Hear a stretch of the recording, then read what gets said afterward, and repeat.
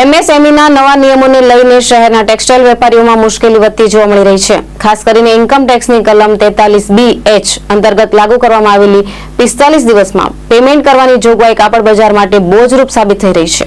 Income ટેક્સની કલમ 43B(H) મુજબ હવે ખરીદનાર વેપારીએ એમએસએમઈ સપ્લાયરને 45 દિવસની અંદર પેમેન્ટ કરવું ફરજિયાત બનાવાયું છે।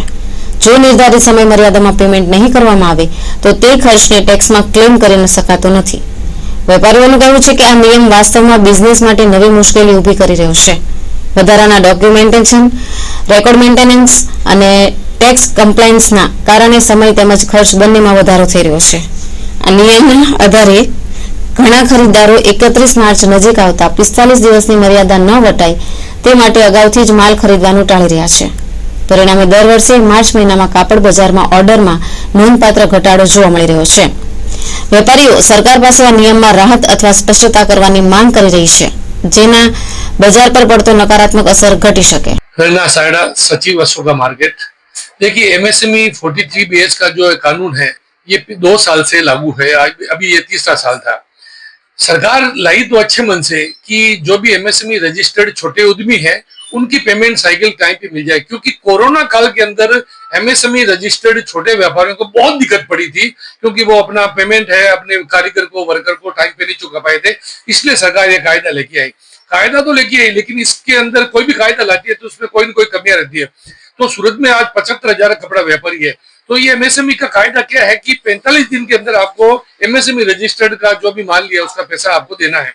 तो 45 दिन की साइकिल है वो घूमती नहीं है हमारे माल की, क्योंकि हम जो भी बाहर गांव माल बेचते हैं तो 15 दिन तो माल को ट्रांसपोर्ट में और उसके व्यापारी के गोडाउन में पहुंचने में लग जाता है, और वो 15-20 दिन खोलने में लग जाता है। तो वो 15 दिन के बाद में पेमेंट नहीं करेगा जब तक उसका माल नहीं बिकेगा। तो ये साइकिल को हम सरकार से बार बार अनुरोध कर रहे हैं कि इस धारे को आप 75 दिन कीजिए, जिससे क्या है व्यापारी हमारा माल सही ले सके और टाइम पे हमें पेमेंट भेज सके।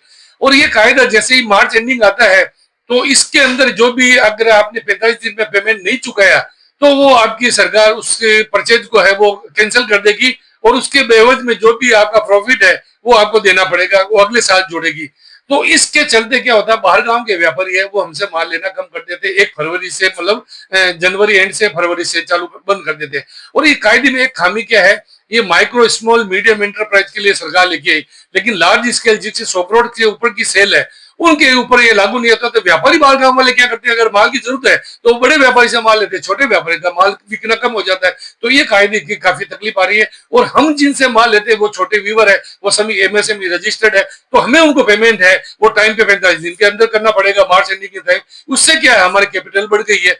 कुल मिला के इस कायदे में सरकार को सुधार करना चाहिए। इस साइकिल का सिस्टम है वो 75 दिन करना चाहिए, और ये साइकिल जो सिस्टम है पूरा साल रखना चाहिए, न कि मार्च एंडिंग में ये लागू रहे। और तीसरा, लार्ज स्केल वाले व्यापारी है सब पे समान रहना चाहिए। भावेश उपाध्याय, दृष्टिकोण न्यूज, सूरत।